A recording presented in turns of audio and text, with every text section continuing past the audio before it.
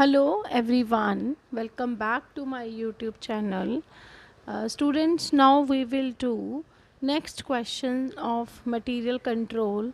Seventh question is, you have been asked to calculate following levels for part number 809013 from the information given there under.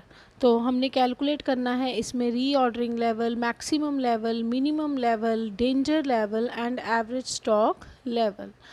The reordering quantity is to be calculated from the following data.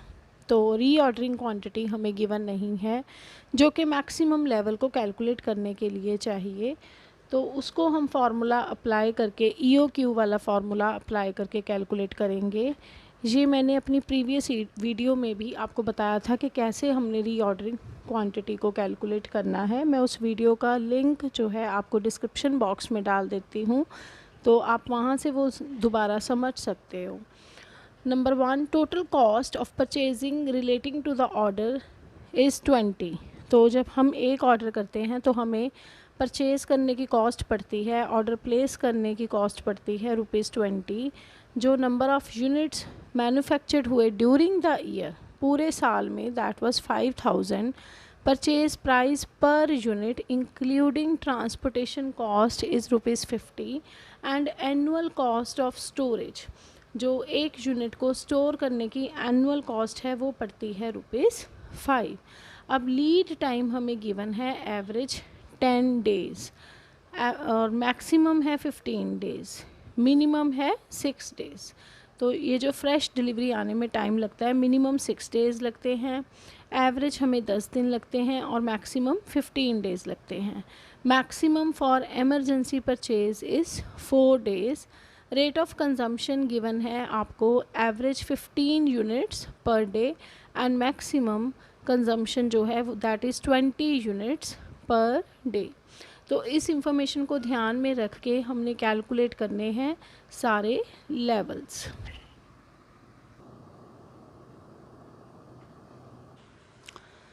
तो सबसे पहले हमने calculate करना है reorder level. Reorder level का formula है maximum consumption multiply maximum reorder period. तो हमें इस क्वेश्चन में मैक्सिमम कंजम्पशन गिवन है, दैट इज़ जो हमने अभी क्वेश्चन रीड किया था, तो मैक्सिमम कंजम्पशन आपको पर डे गिवन है 20 और मैक्सिमम जो पीरियड लगता है डिलीवरी लेने में दैट इज़ 15। तो यहाँ से हमारा रीऑर्डर लेवल आ जाएगा 300 units. So next is we have to calculate maximum level. अब मैक्सिमम लेवल का फॉर्मूला होता है reorder level plus reorder quantity minus normal consumption, minimum consumption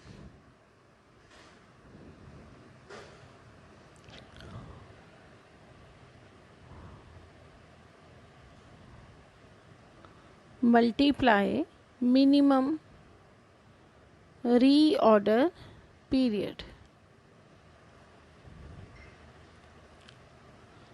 तो हमें इस क्वेश्चन में रीऑर्डर लेवल हमने पहले कैलकुलेट कर लिया हुआ है, दैट इज़ 300 यूनिट्स। अब हमें चाहिए रीऑर्डर क्वांटिटी जो कि गिवन नहीं है। तो रीऑर्डर क्वांटिटी के लिए हम फॉर्मूला लगाएंगे जो मैंने पहले भी आपको सिखाया था। रीऑर्डर क्वांटिटी हम कैलकुलेट करेंगे EOQ का फॉर्मूला लगा के। तो वो फॉर्मूला क्या था, 2CO divided by I, where C stands for annual consumption या फिर annual demand। उसके बाद O is cost per order and next is I is holding cost।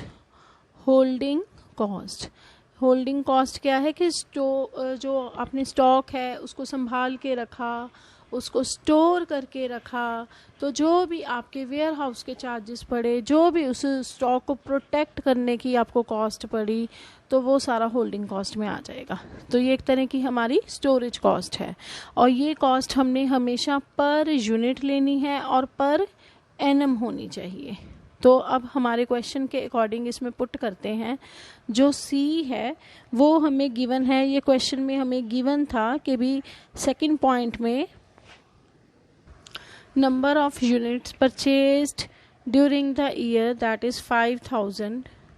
फिर आपको एक ऑर्डर की कॉस्ट गिवन है ₹20। ये 5000 यूनिट्स गिवन है।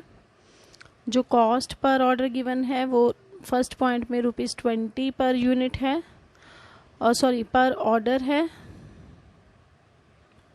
उसके बाद जो होल्डिंग कॉस्ट गिवन है वो ₹5 गिवन है, और उसके साथ लिखा हुआ है कि ये एनुअल कॉस्ट है पर यूनिट की। तो ये already per unit and per annum है, तो इसको हम इसमें फिल कर देंगे।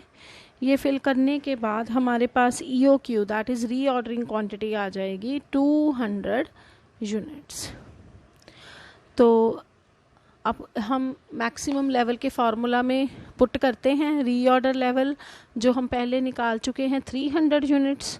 रीऑर्डर क्वांटिटी अभी हमने निकाली 200 यूनिट्स। अब इसके बाद हमें अब चाहिए मिनिमम कंजम्पशन। हमारे क्वेश्चन में एवरेज कंजम्पशन है, नॉर्मल कंजम्पशन है और मैक्सिमम कंजम्पशन है। एवरेज मींस नॉर्मल, तो हमें नॉर्मल कंजम्पशन गिवन है, एवरेज गिवन है, मैक्सिमम कंजम्पशन दी हुई है, लेकिन मिनिमम कंजम्पशन गिवन नहीं है। तो सबसे पहले अब इसके लिए हम अब निकालेंगे मिनिमम कंजम्पशन। तो देखो एवरेज कंजम्पशन किसके बराबर होती है? Average consumption is equal to, अगर मैं minimum consumption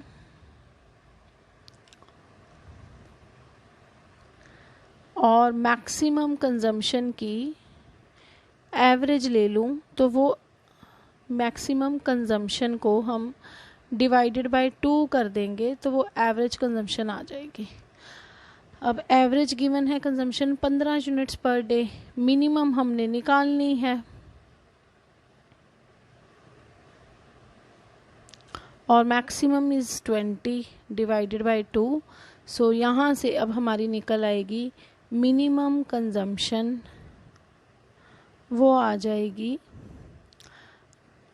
30 - 20 is equal to 10 units. तो ये आ गई हमारी मिनिमम कंजम्पशन। तो अब हमारे क्वेश्चन में मिनिमम कंजम्पशन भी हमारे पास है दैट इज़ 10 यूनिट्स। उसके बाद फॉर्मूले में हमें चाहिए मिनिमम रीऑर्डर पीरियड।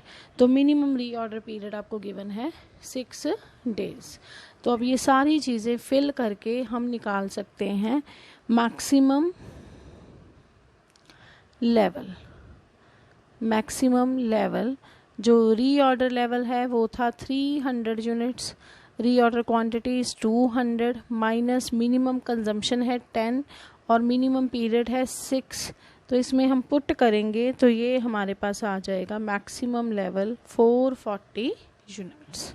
तो इस तरह से हमने दो चीज़ें निकाल ली, reorder level and maximum level. बाकी सारा क्वेश्चन तो ये बहुत ही सिंपल है, सिंपल फार्मूलाज अप्लाई करने हैं, हर चीज़ हमें क्वेश्चन में गिवन है।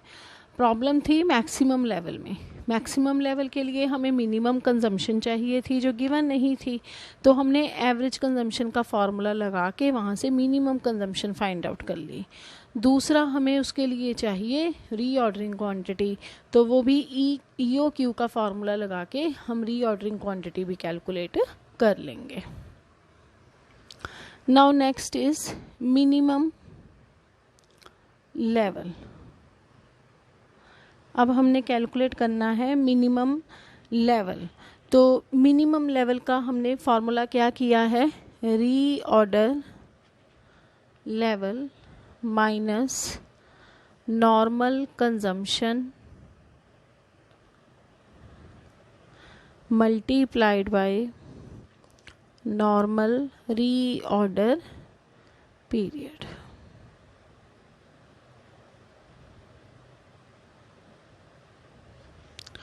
तो आपको रीऑर्डर लेवल गिवन है, सॉरी हमने निकाला था फर्स्ट पॉइंट में, दैट वाज 300 यूनिट्स।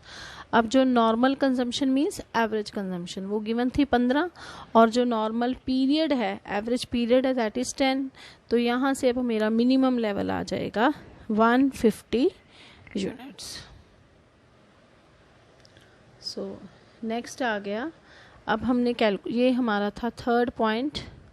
अब हमने कैलकुलेट करना है डेंजर लेवल।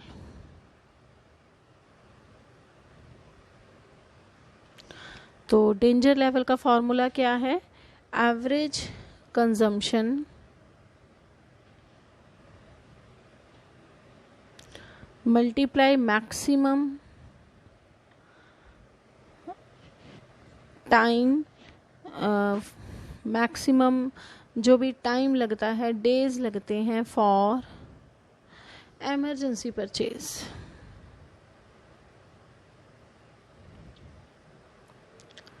Emergency purchase. तो जो एवरेज कंजम्पशन है वो हमें गिवन है 15, और वहाँ से अच्छा अब हमें इस क्वेश्चन में मैक्सिमम परचेज के लिए टाइम गिवन है 4 डेज। तो 60 यूनिट्स हमारा आ जाएगा डेंजर लेवल। उसके बाद अब हमने कैलकुलेट करने हैं एवरेज स्टॉक लेवल। तो एवरेज स्टॉक लेवल के लिए फॉर्मूला अप्लाई करेंगे, जितना भी मिनिमम लेवल है उसमें हम ऐड कर देंगे हाफ ऑफ रीऑर्डर क्वांटिटी।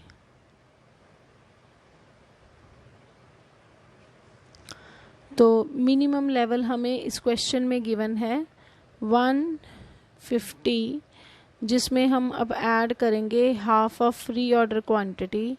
तो ये आ जाएगा average stock level, that is 250 unit.